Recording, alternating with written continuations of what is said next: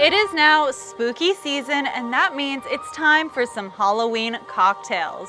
Today, we are making a Kryptonite cocktail punch, which is a little dangerous for me, but it sure is delicious. My name is Alyena, and welcome to my kitchen. So as you can see, I've added some ice to my punch bowl, which will be turned into Kryptonite shortly. But if you are serving this drink to your guests, don't add your ice right away or wait until they arrive because you don't want it all to melt and water down your drink. So the first thing I'm going to add to my punch bowl, just to add a little bit of acidity to this drink, is lime juice. We have 1 cup of freshly squeezed lime juice going in. And as this is a cocktail, I'm going to be adding some rum to it. You can always add a little bit of coconut rum if you like, but I personally just like the flavor of white rum in this drink. So I'm adding 2 cups of my white rum. And if you want this to be less boozy, of course, you can subtract the alcohol level, but it is called Kryptonite for a reason. So I'm going to add in my 2 cups of Bacardi.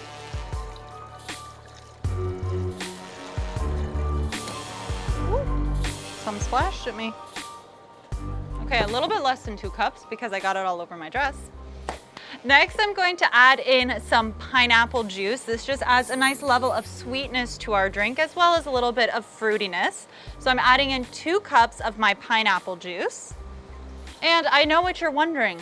Why isn't it green? Kryptonite's green. I know. So we have some Midori over here, and this is like a melon liqueur. I think it's a Japanese melon musk is what they use to get the flavor for Midori. And you're going to add in 1.5 cups of your Midori. So now here is where it becomes green and our Kryptonite is activated. There we go. And as this is a party punch, I'm just going to stretch it with some champagne. You can also use soda water, just because if you're serving this at a party, there isn't too much Kryptonite going on just yet.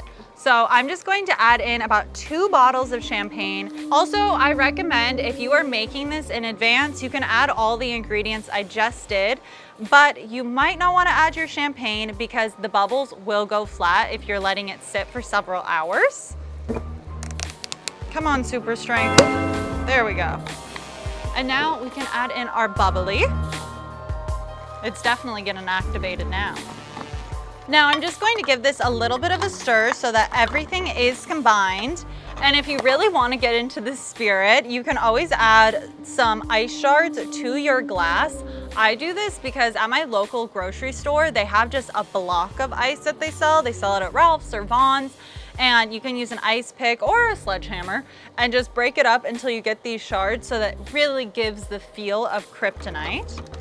Now it is time to taste it.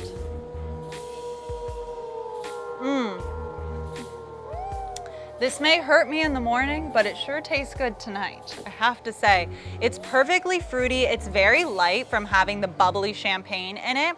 And you do really taste that melon liqueur. So this is absolutely delicious.